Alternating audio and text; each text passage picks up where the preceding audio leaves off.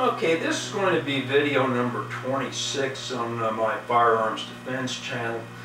Today I want to talk about the perceived crime problem we have. Now, this is going to be totally, completely unscripted, so I'm not sure what's going to come up, and it's probably going to be maybe two videos here. But what I want to talk about today is our crime problem. Now, what we have is not a crime problem. What we have is we don't have the proper attitude towards our predators. And this is a problem. We need to develop a new mindset towards our predators and what to do with these people. This is a real problem. The crime problem would go away if we all developed the proper mindset. Now, the first problem, as I see it, is these predators per se aren't bad people. Now, I know you can't tell that to someone who just had their 6-year-old child molested by one of these predators, or maybe their 10-year-old daughter was raped and killed or something like that. You can't tell that to people who have had that happen to them. You can't really tell that to rape victims and people like that. But these people truly aren't bad people. They're just predators. They just do what they do because they do it.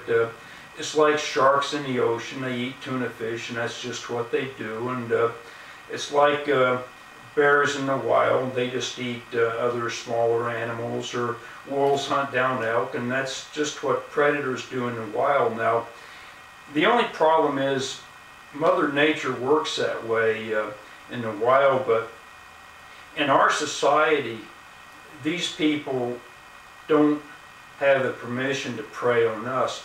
In fact, we have the capacity and the ability to remove these people from amongst us, and that's what we should do. As soon as we've determined that someone is a predator, they should just be removed by execution, preferably.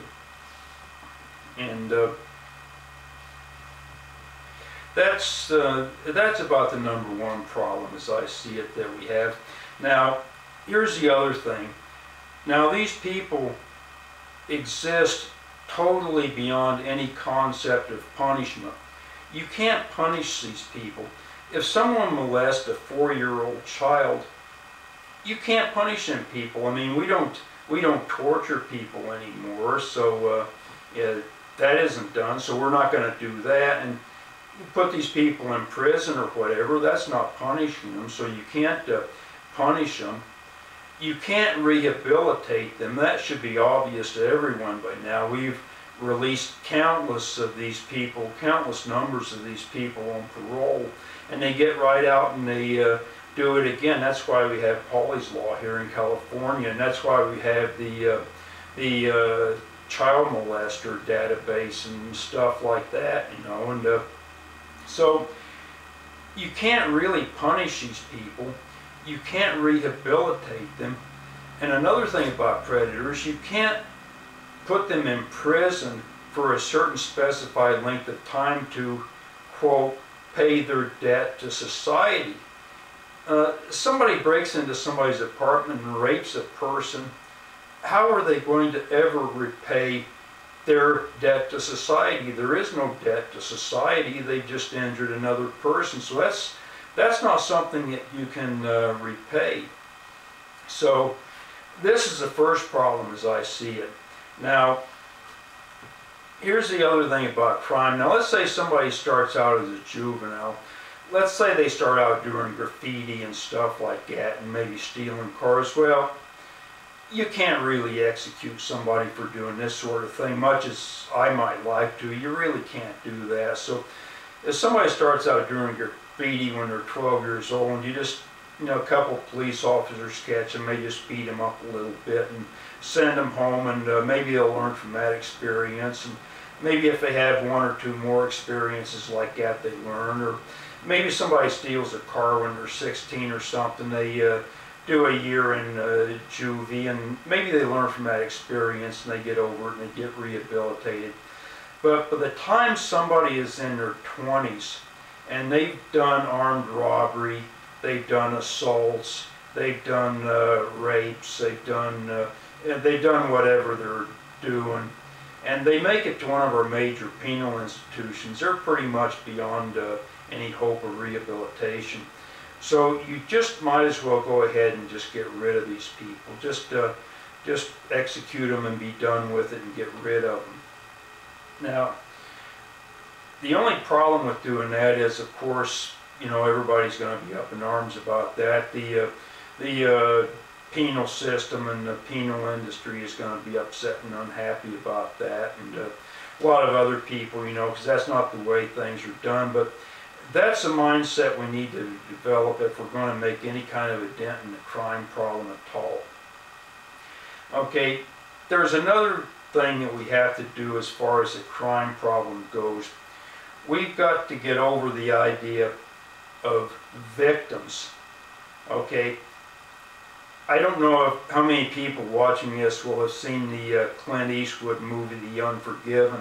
But there's the last scene there where Clint Eastwood is in the bar facing down a group of men, and he asks, who owns this shithole? And somebody points to the bartender, and he says, I own this place. And Clint Eastwood shoots him down with a shotgun, and the bartender is unarmed. And Gene Hackman says in a horrified tone of voice, you just shot an unarmed man? And Clint Eastwood says, well, he should have armed himself. And that's the mindset we need to develop towards our crime problem and towards our predators. We have to stop thinking of people as victims. We have to think of them as citizens who should have armed themselves. And when we start thinking that way, and enough people start arming themselves and start killing these people, then that's going to make a dent in our crime problem. And like I say, the police and law enforcement are no help at all.